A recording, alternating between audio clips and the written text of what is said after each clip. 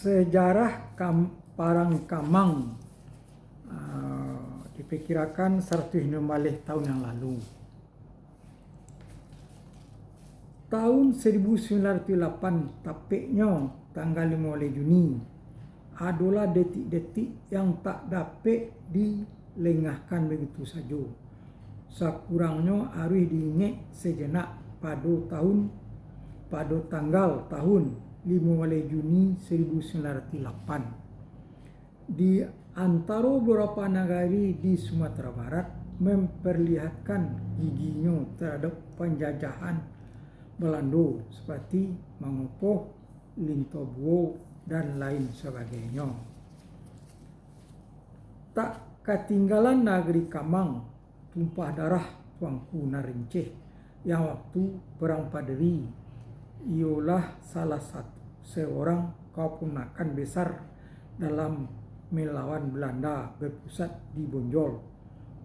Tuanku Narincih jasanya sudah hancur luluh menjadi tanah.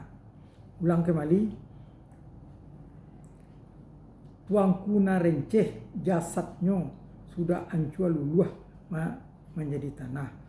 Akan tetapi darah kesatriaannya tinggal mengalir dalam dada pemuda-pemudanya. Pemuda Kamang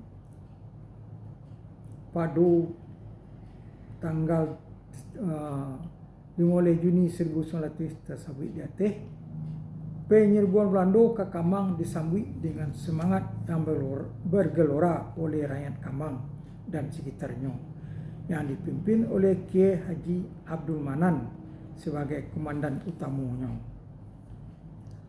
Sekiranya tidak bocorlah rahsia yang akan ditetapkan oleh pemimpin penentang Belanda yang sudah berbulat tekad, seluruh Sumbar akan mengadakan pemberontakan serentak dalam kurang perang total. Alun tentu nasib apa yang akan dialami Belanda memiliki jumlah serdadunya yang tak mencukupi untuk menghadapi sebanyak itu negari-negari di Sumbar. Kalau dibagi-bagi menurut negari di Sumbar, tidak akan cukup salusin untuk tiap-tiap negari, tapi karena rahsia itu dapat diketahui Belanda, tinggal yang ditetapkan oleh penganjur perlawanan Sumbar itu didahului oleh Belanda. Tanggal 15 Juni 1908 waktu dini hari, pasukan serdadu datang ke Kamang Mudiak dengan maksud ingin menangkap Haji Abdul Manan yang menjadi pucuk pimpinan perlawanan Sumbar. Belanda berpendapat jika pucuk pimpinan sudah mati, rantiang-rantiang sampai ke akar-akarnya akan mati menyusul pulau, kata orang Belanda.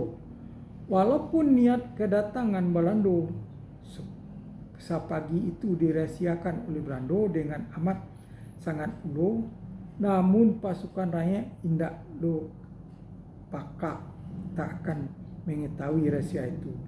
Rahsia itu dapat pula dicium oleh pemimpin pejuang Kamang.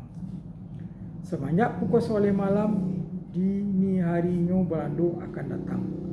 Siasat penyambutan telah diatur dengan sebaik-baiknya dan serapi-rapinya.